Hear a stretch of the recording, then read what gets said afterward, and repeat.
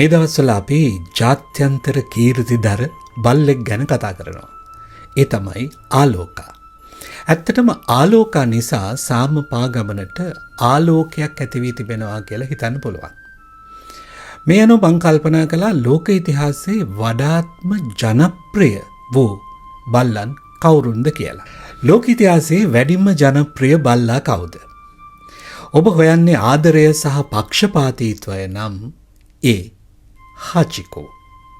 ඔබ හොයන්නේ විද්‍යාව සහ ලෝක ගවේෂණය ගැන නම් ඒ ලයිකා. ඒ වගේමයි ඔබට හිතුනොත් වීරත්වය සහ ජීවිත බේරා ගැනීම ගැන කල්පනා කරලා ඒ පැත්තෙන් කවුද හොඳම බල්ලා කියලා හොයන්න. එතකොට හම්බෙන්නේ බැල්ටෝ. දැන් එතෙන්ට ටෝගා කියලා තව බල්ලෙකුත් එකතු කරලා තිබෙනවා. අපි කතා කරමු හචිකෝ ගැන. හචිකෝ ආදරය සහ පක්ෂපාතීත්වය. හචිකෝ කියලා කියන්නේ මහාචාර්ය උයනෝගේ බල්ලා. මහාචාර්යතුමා හැමදාම දුම්රිය ස්ථානයට එන්නේ යාගේ බල්ලත් එක්ක. හවස මහාචාර්යවරයා ආපහු වෙනකොටත් බල්ලා දුම්රිය ස්ථානයට ඇවිල්ලා ඉන්නවා. ඔහු පිළිගන්න. මේක හැමදාම සිද්ධ වුණා. හැබැයි එක දවසක් මහාචාර්යතුමා ආපහු ආවේ නැහැ. ඒකට හේතුව ඔහු මිය ගිහින්. හචිකෝ දන්නේ නැහැ මහාචාර්යතුමා මිය ගිය බව. එදා ඉඳලා හැමදාමත් අර පුරුදු විදිහටම හචිකෝ හවසට ආවා මහාචාර්යතුමා පිළිගන්න. බලාගෙන ඉඳලා ආපහු ගියා. මේ විදිහට අවුරුදු 9යි මාස 9යි දවස් 15ක් හචිකෝ එතන හිටියා. මේ අතර වාරයේදී මහාචාර්යවරයාගේ පවුලේ අය උත්සාහ කළා ගෙදර මාරු කරලා බල්ලට මේ සිද්ධිය අමතක කරවන්න.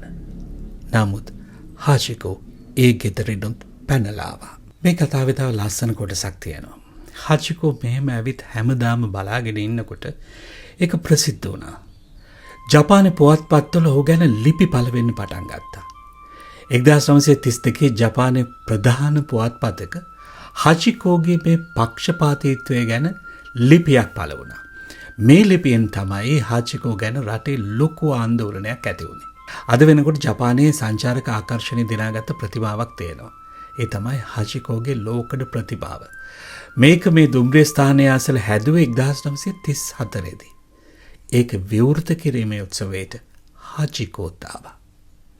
1935 හචිකෝ මිය ගියෙත් මහාචාර්යවරයා එනකම් ඔහු බලන් හිටිය සුපුරුදු ස්ථානයේදී.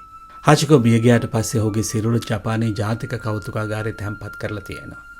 හචිකෝගේ සොහොන මහාචාර්යවරයාගේ සොහොන අසලම ඉදි කරලා තියෙනවා.